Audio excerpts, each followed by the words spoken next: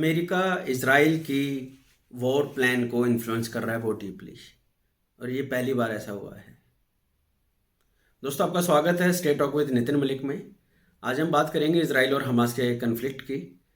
अभी अभी जो बिदेन जो अमेरिका के प्रेसिडेंट हैं, वो कल परसों इज़राइल में पहुंचे थे। वो बाकी ग्लोबल लीडर भी आ रहे हैं, कल ऋषि सुनक भी आए हुए थे।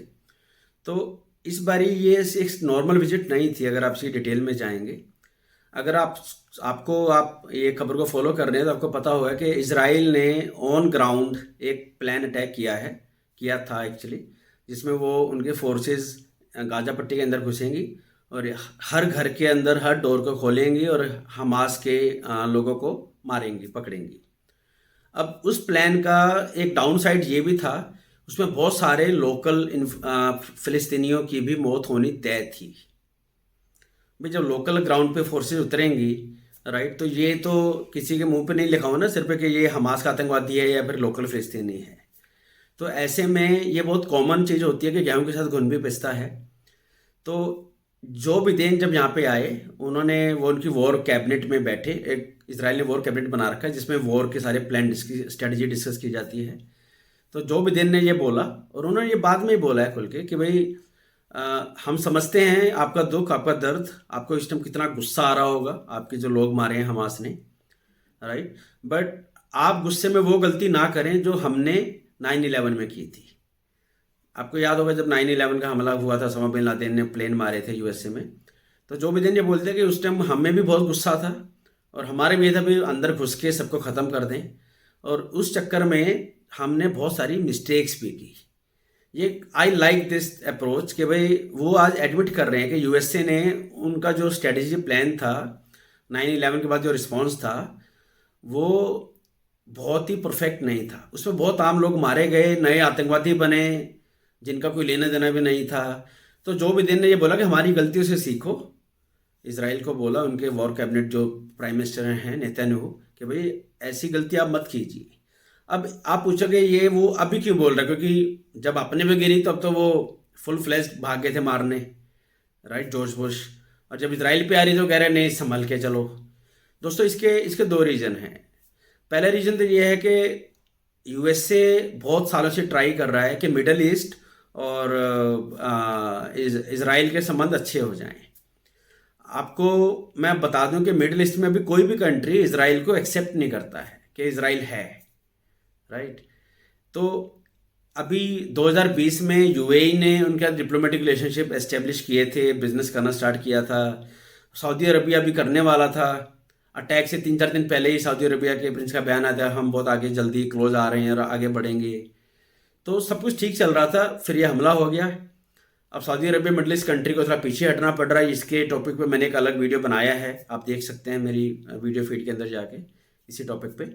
तो अभी यूएसए को ये प्रॉब्लम है कि अगर इसराइल ने फुल फ्लैज अटैक किया फिलिस्तीन पे और हमास को टारगेट करने के चक्कर में अगर आम लोग मारे जाते हैं, तो ये अगेंस्ट इसराइल सेंटीमेंट डेवलप करेगा सारे मिडिल ईस्ट कंट्रीज के अंदर, राइट। और उससे इम्पैक्ट क्या होगा, जो वहाँ की मिडिल ईस्ट कंट्री की जो गवर्नमेंट्स हैं उनके लिए ये मुश्किल हो जाएगा कि इसराइल के साथ रिलेशनशिप अच्छे बनाए जाएं, मुश्किल होगा उनके लिए। भैया, आप कैसे कर पाओगे अगर आपके यहाँ पे लोगों को लग रहा है कि हमारे लोगों को मार रहा है इसराइल, और आप उसके साथ जाके हाथ मिला रहे हो, मुश्किल हो जाएगा। तो जो बिदेन ने ये बोला है, उनकी कैबिनेट ने ये बोला है इसराइल की कैबिनेट को कि भैया हमास को मारो, बिल्कुल मारो, बट एक सर्जिकल टारगेटिंग करो। ये मत करो कि हम तो हमास को मारने जा रहे हैं, उसमें जो भी बीच में आएगा हम उसको भी मारेंगे। ये अप्रोच आई थिंक ये आपको आपके खिलाफ ज़्यादा जाएगी, आपके प्रो में कम जाएगी। हमारे लिए भी आपके साथ खड़ा होना मुश्किल होगा। अभी जैसे ये परसों ये एक अटैक हुआ है हॉस्पिटल पे गाजा के अंदर, जिसमें बता रहे हैं 500 लोग मारे गए। अब इसराइल कह रहा है कि हमने ये हमारे बम से नहीं मारा है, रॉकेट से, ये उनका रॉकेट है, हमारे पास वीडियो प्रूफ है कि उनका रॉकेट ही वहाँ से चला और वहीं पे फट गया, उससे मरे हैं। गाजा इसराइल पे इल्ज़ाम लगा रहा है। हालांकि यूएसए और यूके ने, स्पेशली यूएसए ने, जो भी दिन ने इसराइल की साइड ली है कि भाई इसराइल ने नहीं मारा, ये फिलिस्तीनियों का ही काम है ये, राइट। तो बट उसने ये भी बोला कि आप प्लीज़ आप ग्राउंड ऑपरेशन करो, इसको लंबा वार करो। इसको जल्दी फिनिश करने की ट्राई में आप क्या करोगे, ज़्यादा मिस्टेक्स करोगे, क्योंकि अभी आपका गुस्सा है, खून गर्म है, right. You will and up killing more people. अब ज़्यादा लोगों को आप मारते जाओगे, उसमें आम लोग ज़्यादा होंगे, हमास के लोग कम होंगे, और इसका उल्टा इम्पैक्ट आप पे आएगा, आपकी इमेज ज़्यादा नेगेटिव हो जाएगी। जो आपके फ्रेंड है ना, वो भी आपको पब्लिकली ज़्यादा सपोर्ट नहीं कर पाएंगे। तो यूएसए ने इसराइल से बात की कि भैया थोड़ा सा ठंडे दिमाग से काम लो, लॉन्ग रन में आप बेनिफिट में रहोगे।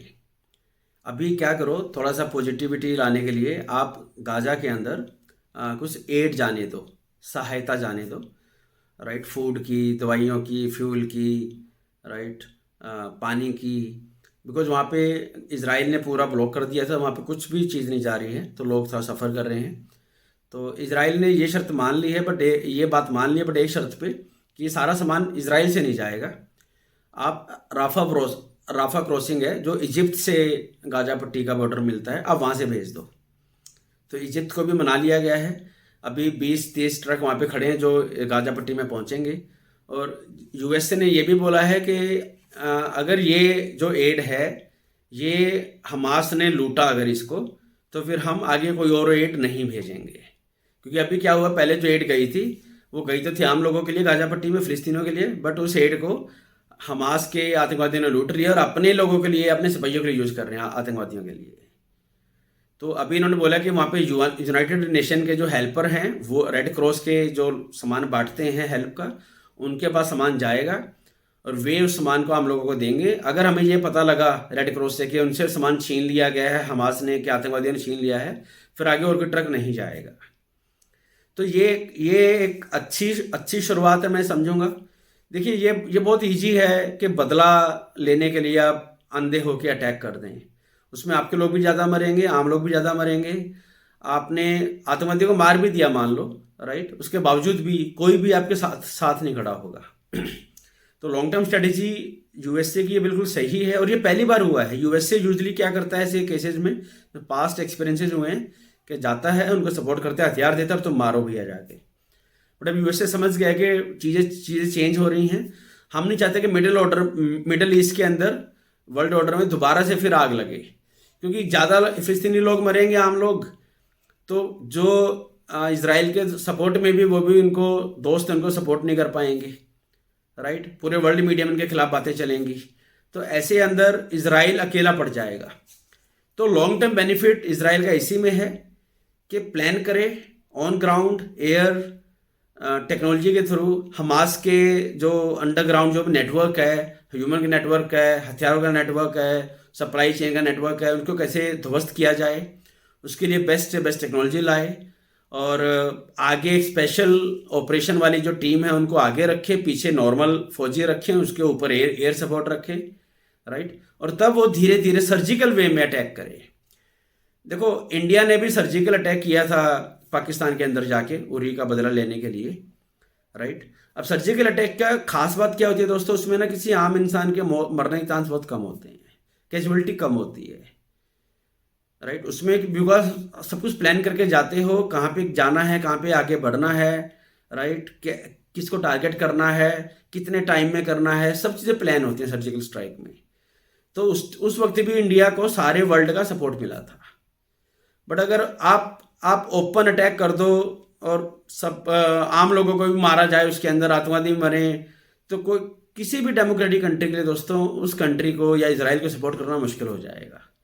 तो ये एक बहुत बड़ा इन्फ्लुएंस है जो बिदेन की रणनीति का, उनकी फॉरेन पॉलिसी का, इसराइल के वॉर प्लान्स के ऊपर। और मैं स्ट्रेटेजी से, इस रणनीति से, स्ट्रेटेजी से मैं बिल्कुल सहमत हूँ, राइट। इससे दो फायदे होंगे, एक तो हमास अकेला पड़ेगा, दूसरा आम लोग बच जाएंगे। वो बहुत ज़रूरी है दोस्तों। ऐसे लोग जो गाजा पट्टी में रह रहे हैं और अपनी ज़िंदगी जीना चाह रहे हैं काम करके, उनको गोली क्यों लग रही है भाई? भगवान करे वे बचें, वो सेव रहें, उस तरफ आतंकवादी को ही मारा जाए, राइट। तो ये एक अच्छा, काफ़ी समय के बाद जो बिदेन ने कुछ ढंग का काम किया है। मैं उसके पिछले 4-5 सालों में बहुत ज़्यादा सेटिस्फाइड नहीं हूँ उसकी फॉरेन पॉलिसी को लेके।